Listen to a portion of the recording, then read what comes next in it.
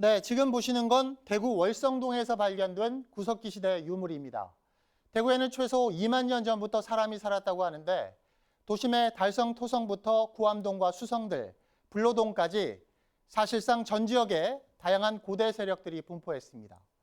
통일신라 신문왕은 달구벌로 도읍을 옮기려 했고 경상 가명이 있던 조선시대엔 영남의 중심지였습니다. 일제침탈과 항일투쟁이 교차한 역사의 현장, 또 6.25 국난 극복과 산업화 시대 주역이기도 했던 우리 대구는 전국적으로 사례를 찾아보기 힘든 복합 유적체 그 자체입니다. 하지만 이 수많은 이야기를 담을 시립박물관이 없는 게 부끄러운 현실인데요. 대구의 뿌리는 어디에 있고 정체성은 무엇인지 넘치는 역사적 자원을 연구해야 할 인력도 조직도 없는 상황입니다. 역사에 손을 놓은 대구, 그 현주소를 박철희 기자가 짚어봤습니다. 달성공원의 대구 향토 역사관. 대구시 직영 박물관 3개 가운데 대구의 전체 역사, 즉 통사를 접할 수 있는 유일한 곳입니다. 박물관이라 부르기도 민망한 좁은 공간에 전시된 유물은 모두 520여 점. 이 가운데 3분의 1은 복제품입니다. 학예연구사는 단 1명. 혼자서 유물 관리와 전시장 운영, 관람 지원에다 갖가지 행정 업무까지 하다 보니 현상 유지도 벅찬 실정입니다. 대구 근대역사관도 사정은 비슷하고 방자유기 박물관엔 아예 학예연구사가 없습니다.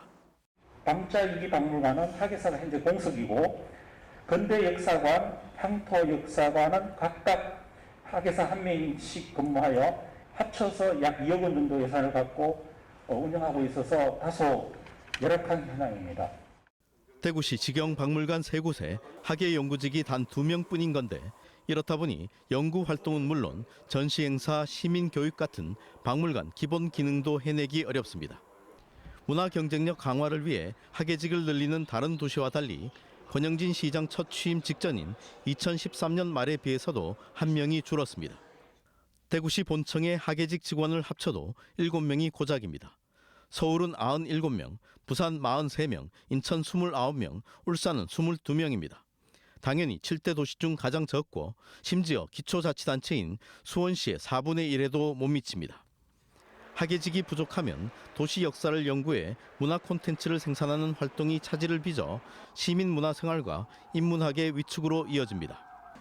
문화재와 박물관 정책을 세우고 집행하는 조직도 부끄러운 수준입니다.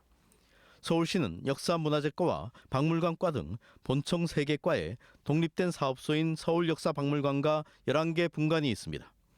부산과 인천, 대전시도 본청에 별도의 과단위 조직을 두고 시립박물관과 분관들을 독립사업소로 운영 중입니다. 반면 대구는 문화재 부서가 문화예술과 아래 1개 팀 조직인데다 박물관 직원들은 대구문화예술회관 전시 운영과 소속인 이상한 구조입니다. 이렇다 보니 향토역사관과 근대역사관은 문체부의 공립박물관 평가 인증도 받지 못했습니다. 수원시는 수원박물관과 수원화성박물관, 광교박물관을 운영하는 박물관 사업소를 아예 시장 직속으로 만들고 80여 명의 직원을 배치했습니다. 좀 더 박물관의 전문성을 살려줄 수 있기 때문에 시민들에게도 보다 그 고품질의 전시라든지 우수한 유물을 확보를 해서 수준 높은 문화예술을 향유할 수 있는 기회를 제공하는 게 종합박물관은커녕 구멍가게 수준 박물관도 감당하기 벅찬 대구시의 현실 속에 시민이 누릴 문화 혜택은 쪼그라들 수밖에 없습니다. TBC 박철입니다.